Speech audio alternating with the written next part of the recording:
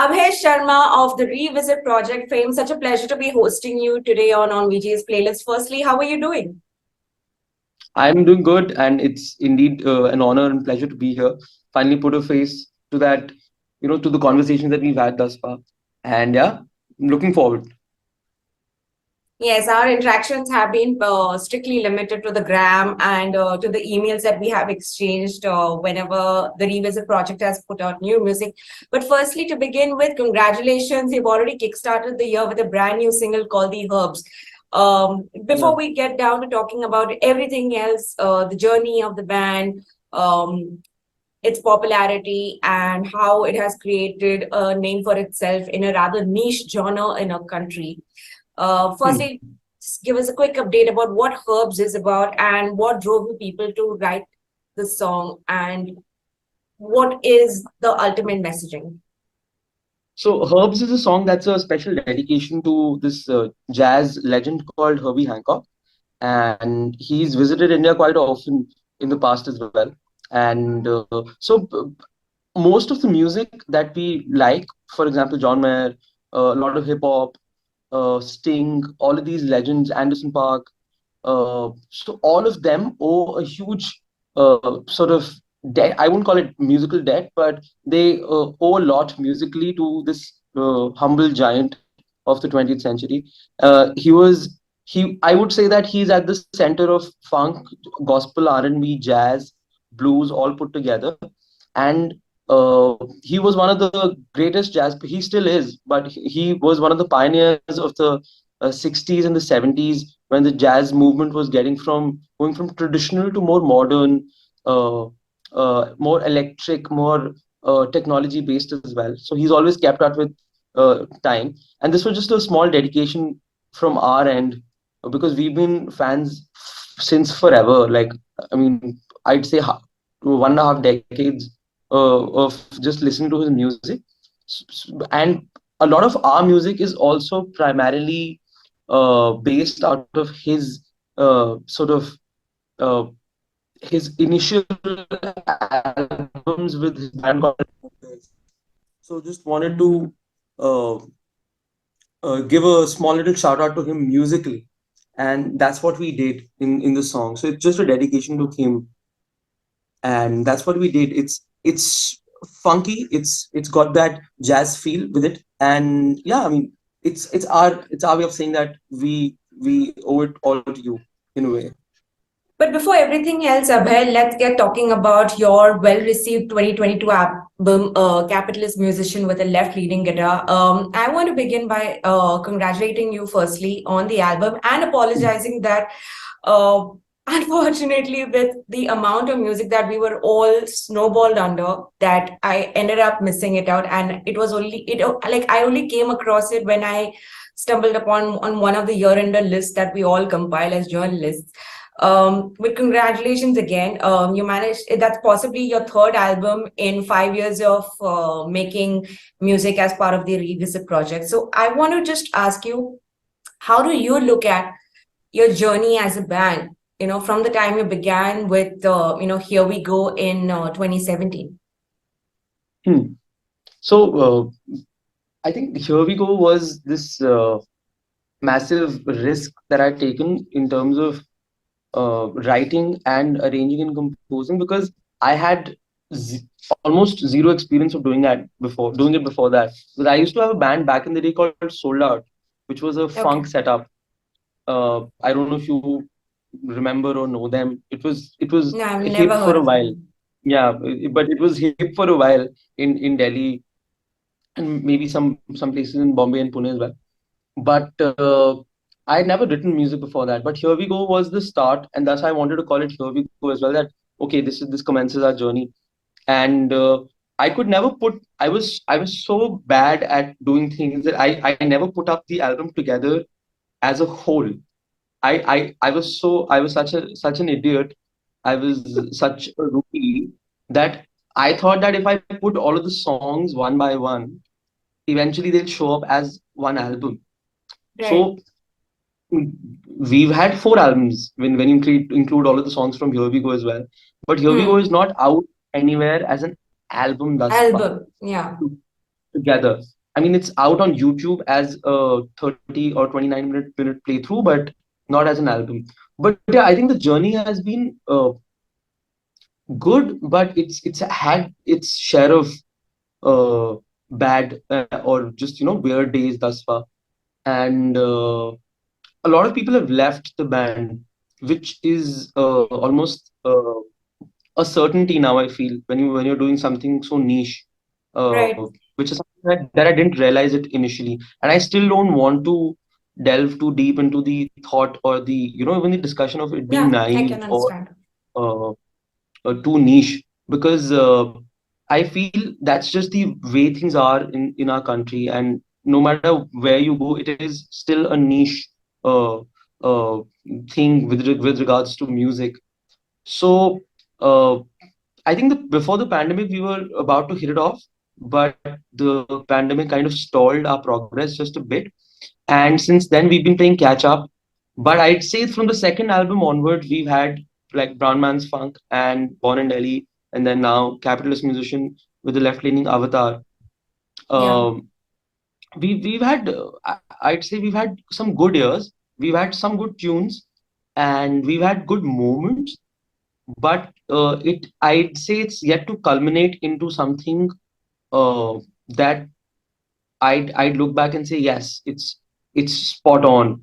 But whatever's happened, I have given my 100%, and I know for sure that the team that worked on that particular song and tune, which kept changing eventually, I think they also gave their 200%, because I've always believed that, of course, writing it's writing the music is good, but the team has to make it something that it's not, and which is something that I'm extremely happy and proud about.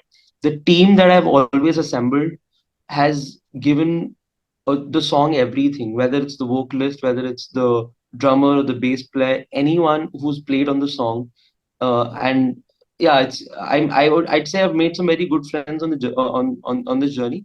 But I think this year we're looking forward to taking this live, because we have a good enough sort of audience in Bangalore, Bombay, Yeah. Pune, I'd say Calcutta as well.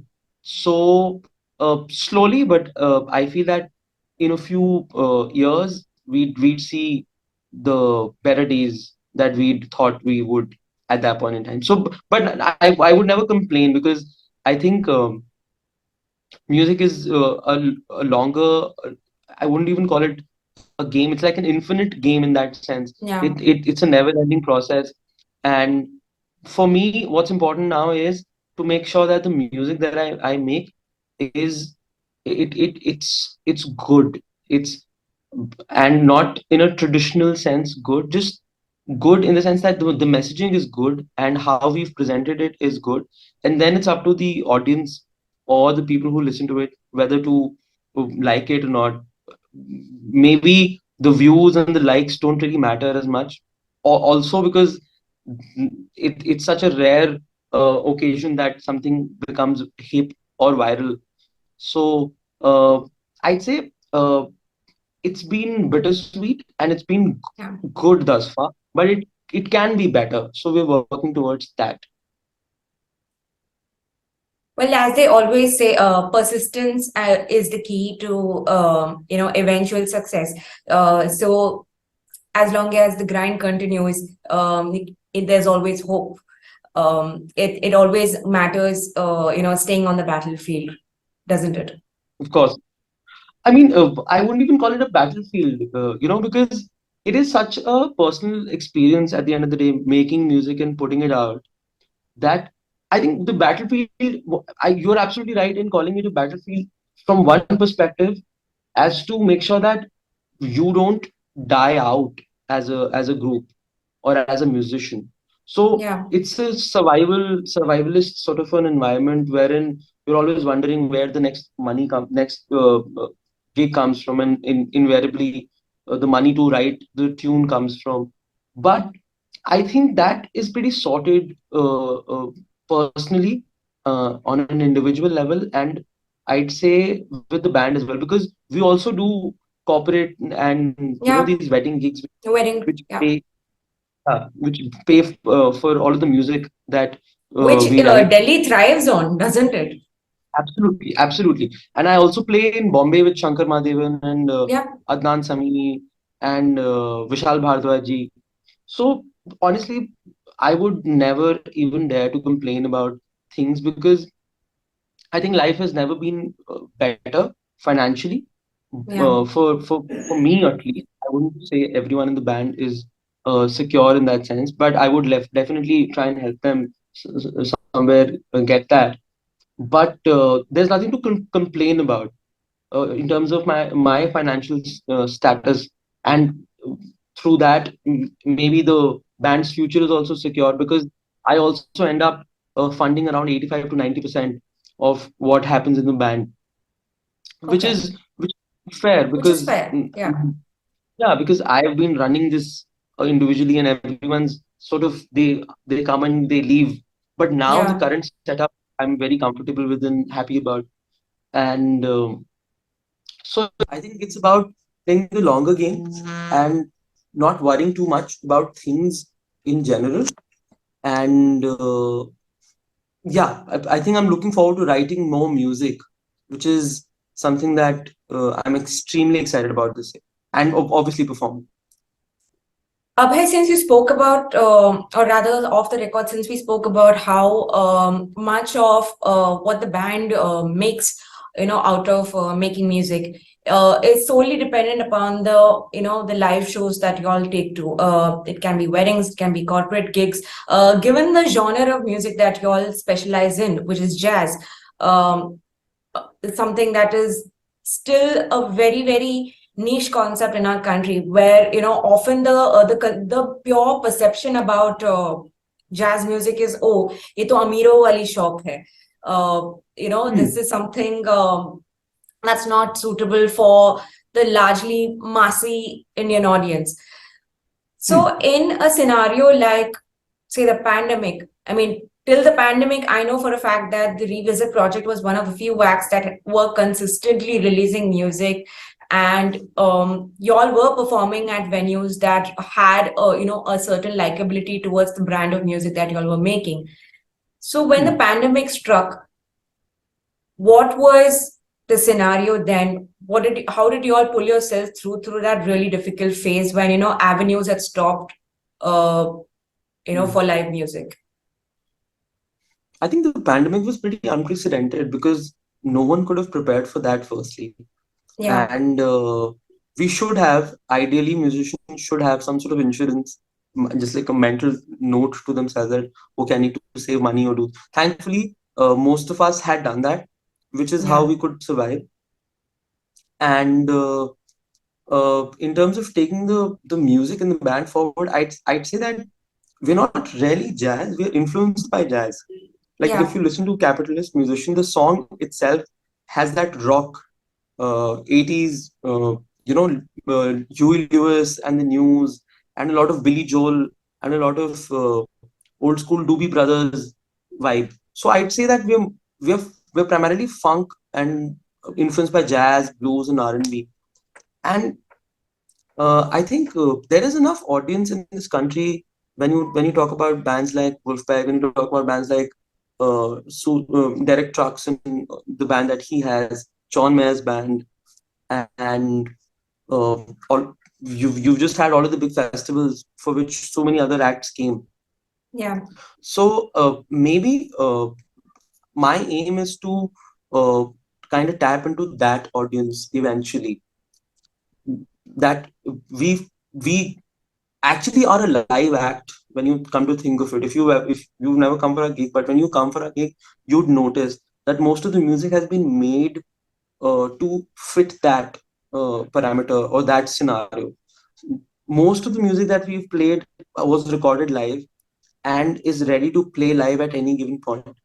And it's Okay, only when you watch us live is when you realize, oh, okay, so this the music that they play is exactly how they play it live as well, and which is what I want us to thrive on. That right. we give you like complete fidelity with respect to that. We're playing exactly what we recorded, and it's just that the pandemic stopped us from performing live. And I'd Right. say that uh, I have not really designed the music to uh, just be like a sonic or an auditory experience. It has to be witnessed live as well, because there's some sort of there's just the presentation of the act is a certain way, and that once that stopped, I feel the interest kind of dwindled, at least after the first 6 months. Because I think at when the pandemic started, everyone was trying to do these live sessions, and we were trying to release tunes. We still had some residual material to share with the world. But yeah, I think the latter half of the pandemic was extremely tough. But to get out of it again, if you're a musician, you're in a lifelong battle with money and just just the mentality of things, and there's some sort of uh, stigma attached to it as well, but you also don't want to face it. There's a bit of mental stress almost always lurking around the corner. So I'd say that it was a lesson that we learned from the pandemic as to keep ourselves strong. And one of the important, I've been doing these. I've been talking to people about these three P's, uh, which is practice, paisa, and physical health. Yeah, So this is what I've been telling. I mean, I do these. I write these epiphanies or whatever. I used to call them epiphanies, and then I realized it's too uh, arrogant on my part to call them epiphanies. So I stopped that. But so I discussed this with a lot of musicians around me, that this is what I learned from the pandemic, to keep the practice going, of course, to keep yeah, the money incoming, which is the paisa, and which is the third thing is the physical health, which is something that I'm also exactly. working on, which of course involves mental health as well. So yeah, I think with these three things sorted this year, I'm really looking forward to writing new music, Right, because with the new album, I am going all out with respect to taking it as musical and as deep, deeply prepared, and as uh, uh, it's entrenched with the influences that we have musically, and to not make it just something that our listeners would want, something that we'd also want to say. right. So it's a little more with herbs as well. The last song that we released, I've taken a foot off the pedal. Like, I'm not really soloing on that song, which is something that I realized that I've always been an impediment to my own growth, wherein I'd be like, "Yaar, मैं तो saxophone बजाता हूँ. Why am I not playing a solo here?" So I've also taken that step where I'm like, okay, I must take a step back, and the song has to breathe, and the song is the thing, at least with the new material that we're putting out. So yeah, um, we learned a lot from the pandemic, but we're raring to go. Frankly, we are really excited about the gigs and the new tunes. I mean, why I asked you that question about live gigs, Abhay, is because I believe I was reading, a quote in the by the band in an interview where y'all spoke about how live gigs are the bread and butter because revenue generated from the musical digital streaming platforms is accounts to a bare minimum. So Hmm. in such a scenario, but I mean, funnily, it's also I mean, I think with the digital streaming platforms today taking center stage, much of the artists' discoverability in the pandemic happened because of people listening to new music across these platforms. Because obviously, we none of us could step out anywhere. We were all confined Hmm. to the four walls of our house, and it all mattered upon who we were stumbling upon on social media, or who was talking about the next new musician around town, like or somebody was putting out a story or a post saying, check this person out, or these Hmm. are the people who I've enjoyed listening to, please give them a listen. The Hmm. pandemic, of course, it brought everyone to a grinding halt. It brought I mean, there was a pit stop for all of us, but that also funnily led to a lot of discoverability for new talents in the country today, and that's why we Oh. now see a good amount of attendance for each of these especially with all the big ticket festivals that have, that have happened, post the pandemic. We have seen a great turnout for, newer acts. I mean, it's not restricted anymore to, okay, who's popular or who's trending. Like there is a good amount of, footfalls at individual sets. So how do you look at this, back and forth between art and commerce? You know what? I think that when you're an independent musician, that's how I'm looking at it. The first, say, 7 to 10 years or 8 years at least, you got to put money from your own pocket. That's Yeah, why, unfortunately, most of the independent musicians either have to come from a stronger financial background, yeah, or they have to do things on the side. With respect to us, I'd say that uh, since I have been fueling the fire thus far by around 85, sometimes 100%, but around 80 to 90% of the financial movement for the band comes from my end. I already have these gigs with some Bollywood acts and some of the other things panned out. But I have seen a lot of artists struggle because each song on an average requires around 50 to 60,000, that the budget per song. And for anyone to even get noticed, you need at least 3 to 4 songs, one EP, or just at least uh, 4 or 5 or 6 tunes at least you need to put out. So that first 2.5 3 lakhs is the toughest, I'd say, to achieve. And of course, in the pandemic, I'd say the most that the artist earns from, as you rightly pointed out, comes from a live show. And right, what I've realized is that when at a live show, if you have more and more people coming, that is what tells the venue that okay, you can program this live act again. Because I would not like to name the venues, yeah. but I've reached out to venues and they'd say every time we program a band, we lose money.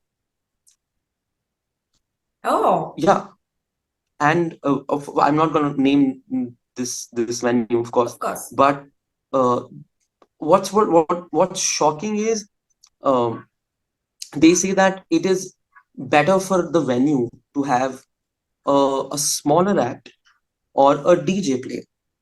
And once you come to terms with this thought that oh, I am actually, someone's literally struggling to get me a gig, and that's how I get a gig. So, and that is something that has really pushed me to a point where I've realized, okay, maybe uh, the first 2 years post the pandemic have to just be about getting back. So Right. I look at it from that point of view that this is a break-even situation as of now. Look, every gig that we do, we put in uh, some money from our end, and then whatever we recover. Otherwise, if we lose some money, it's fine, because right now it's about being on the road and showing up, as they say. Uh, but things are pretty precarious financially, I'd say. For a larger band, like Revisit is a large band.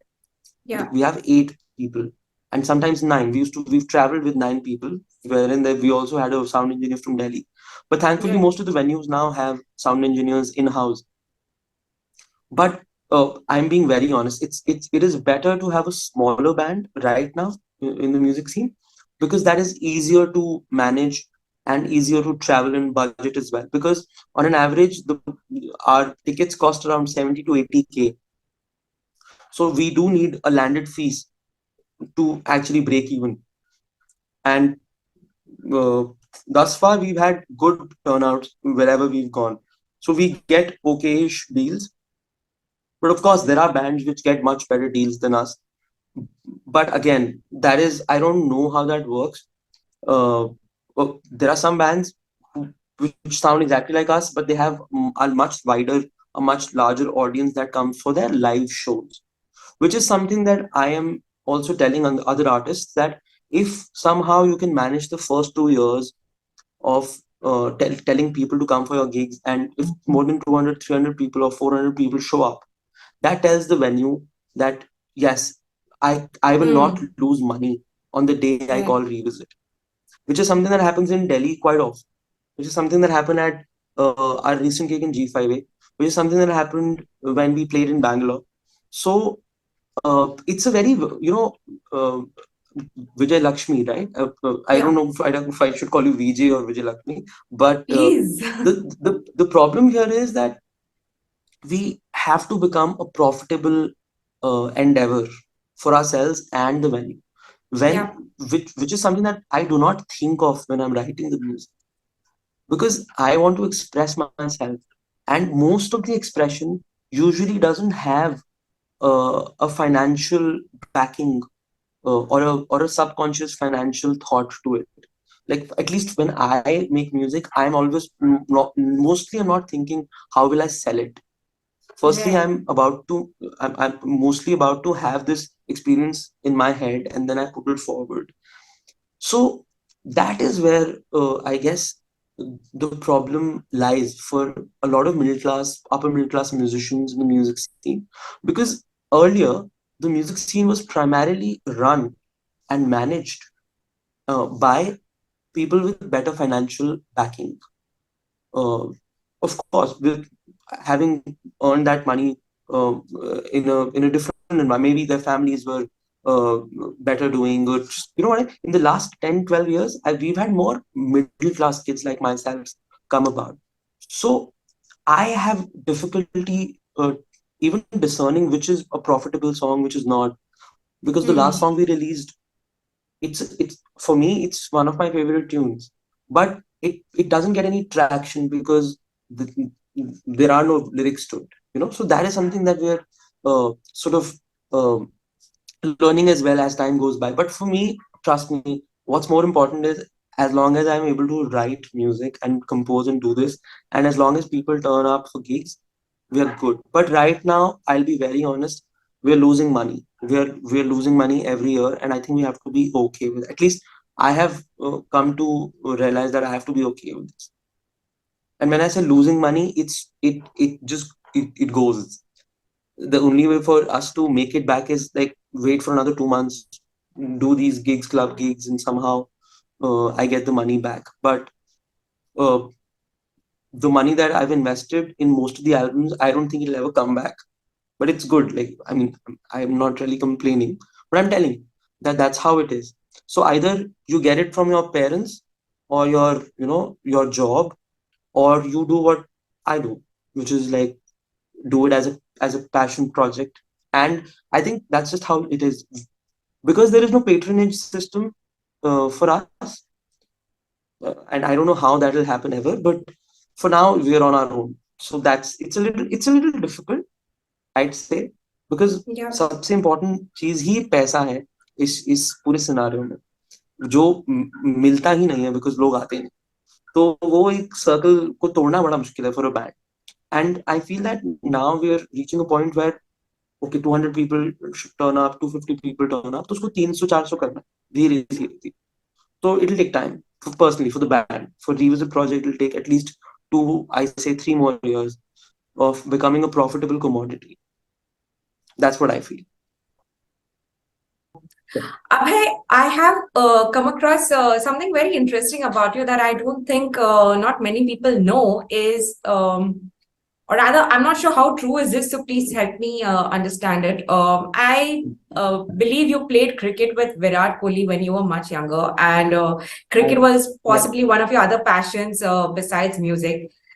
And you are actually a massive fan of Mohammad Rafi ji. So Yeah. I think you started listening to him when you were just 5. So, and you are trained. I'm not sure if you're trained or you love singing this particular genre, but ghazals really interest you. Hmm. So, for Yes. someone who is interest far disconnected from the musical instrument that he plays, how did saxophone come into the scheme of things? Tell us a little about yourself. So I wanted to be a cricketer, and my dad also wanted that. I was really close to my father for the longest, and it's just that uh, I could never become. like the kind of cricketer my dad envisioned for me, you know, for me to become like eventually. And I just have a very musical family. Like I think everyone in my family loved composers from back in the day, and they had a lot of trivia to share. So every now and then we'd be three, I'd be four. I have an elder sister.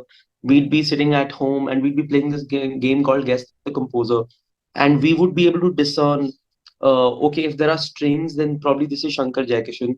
If there's dholak being played, it's Lakshmi Parelal.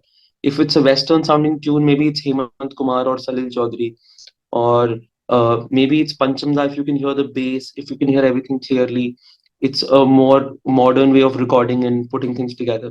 If the tune is more northeastern sounding or Bhopali or it's more Pahadi, then it might just be S.T. Burman. So, there were these, I already knew that when I was probably 5 or 6. So, Rafi Saab, my love and affection for him started back then. But cricket happened when I was 7.5 and 8, and it died out by the time I was 13. I remember playing one match against Virat Kohli where I was a leg spinner. I was asked to bowl, and it was an under 13 or 14 match, and he was at least 70 playing in that match. So let me be honest and tell you that. But he hit me for four consecutive sixes. He used to open with this other person called Manik Tandon, and I have never recovered from that. Like I that memory of the last six that he hit, the ball just like we never recovered the ball also. So we had to get a new ball. So I was taken off after that over, and for the next few games I was asked to sit out. And I that's when I realized, okay, so and I knew, I'll be honest, I knew from the word go when I saw him play. I was like, man, I am a huge fan of his, so I stopped. I was like, okay, this is something that I cannot do. He is too good. That man is too Imagine good. one fond memory that you can actually, recollect with one of the most loved cricketers of our country, and it has to be this embarrassing. I cannot No, imagine what it and is. that that showed my dad also. I told him that dad, there's a young player called Virat Kohli, and and I was good. I was a good leg spinner for my team, and he treated me. He didn't even acknowledge. Like he would not even look at me. You know what I mean? When after that over, and I was taken off, and when you see him abuse people, like that's just he is something else. Like I can't even explain how good. I mean, this is not a cricket podcast, but like Yeah, I mean, he it's is a okay. master. So that thing in mind, I realized that I need to shift my focus to something that I can do well, which is something I was doing at school. I was playing the flute, and then I picked up the clarinet and then the saxophone. And yeah, that journey just continued. But yeah, I still love cricket, and I am a devout Indian cricket fan. And obviously, I like all teams, Australia, England. I just like cricket. That's why I wrote a song about Rahul Dravid as well. Sir Dravid, And yes. yes, so yeah, that's just I think even more than music, I love cricket in that sense, because if the match is playing, I have to watch it. Like it's that. But I think I'm like that about sports in general. But yeah, that was my experience with Mr. Virat Kohli, which was pretty horrendous, frankly. Someone who firmly believes in the feeling of community and who always loves the idea that musicians endorse one another. If I may ask you some of your favorite Indian independent acts in the scene today, Abhay, who would you pick? I'd say I really like Phillips, uh, and I look forward to their releases every time because I feel that they inspire me, and great great arrangement style, great arrangement skills. Uh, who else? I really like some of the things that Parak and Singh released last year. Hmm. I heard some of their music and I'm like, man, yes, because I knew Jaivar from back in 2010 11. He used to visit Yeah. Delhi quite often with his parents. They were also musicians. If you know about that? Yeah. Yeah, I of do. course, I do. so he was, I've known him for a while, but like, I mean, acquaintance wale point of view say, they've released good music. And Tejas, I really like what he writes, and just general his vibe. Again, very positive, very nice. Yeah. If I were to ever, I've only spoken to him once or twice on Instagram, but just he looks like a happy person. Just someone who will have a positive impact when you meet him. Not that I'm looking for happier people in life, but just someone who understands things. And there's a new artist called Bharg Kale. Bharg. He's a Yeah. he's a yeah, he's a rap artist. I've spoken to him at length. I like his work, but I like his mentality more. He's very honest and very forthright, and most importantly, he has a good head on his shoulders. Um, who else? I like Pakshi. There's a band in Delhi called Pakshi. Yeah. Akshay. Really wonderful Beautiful musicians. band. And I like Anirudh Verma and some of the stuff that he does as well.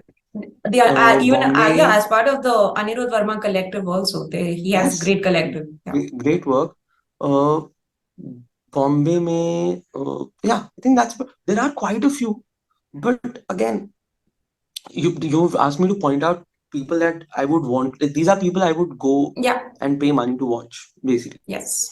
And Definitely. yeah, but yeah, I mean, I'm really happy that these people exist, because their success will also mean success for others, and I wish them best luck. That's absolutely amazing. Thank you so much, Abhay, for talking to me today for on VG's playlist. And I really hope that 2023 and the years coming down in the line bring a lot of success, happiness, and good health for you and for the Revisit project at large. Thank you so much for talking to me. Thanks for having me, and I'm glad that I met you and got to know about the cricket wala angle in your life as well. And uh, I'll introduce you to a lot more cricket fanatic people. I have a friend called Abhimanyu Bose. He works for, I think now he works for ESPN Cricket Info. We So just have we'll the talk about last few seconds left before the link that. Bye. expires. Bye.